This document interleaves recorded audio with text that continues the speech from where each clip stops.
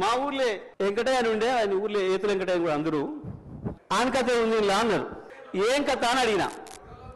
ఏ లేదయ్యా, ఒకరోజు పొద్దున్నే ఆయన భార్య సర్పంచ్ కాడికి వచ్చింది. ఆయన భార్య సర్పంచ్ కాడికి వచ్చి కంప్లైంట్ చేసింది, మా వెంకటయ్య నన్ను కొట్టిండు, జర పిలిపించి మాట్లాడమని చెప్తే ఆయన పిలిపించిండు పెద్ద మనిషి. ఎందుకు కొట్టి ఏం సంగతి అని అడిగితే, నేను మా అమ్మగారింటికి నువ్వు పాలు వేయద్దుమని అన్నాడు, నేను పోస్తా అన్నా. నువ్వు పాలు వేస్తే ఊక్కోను అన్నాడు, నేను పోసి తీరుతానంటే నన్ను కొట్టిండు. పాలెక్కడి, నీకు బర్రె లేదా పాలెక్కడి అని చెప్పి ఆయన పెద్ద మనిషి అడిగింది అధ్యక్ష. అడిగితే నాకు 4 బర్రెలు ఉన్నాయి అన్నాడు అధ్యక్ష. ఈ 4 బర్రెలు ఎక్కడిదా, నీకు ఒకటి కూడా లేకపోయా, మా ఊరందరం చూస్తే 50 మంది ఉన్నాం, అందరూ తెలుసు, నీకు బర్రెలు లేవా ఎక్కడిదా అంటే,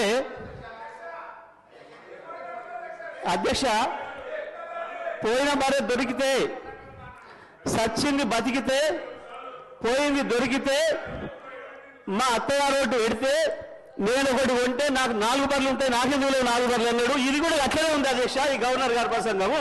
అంతకు మించి ఒక అక్షరం కూడా తేడా లేదు.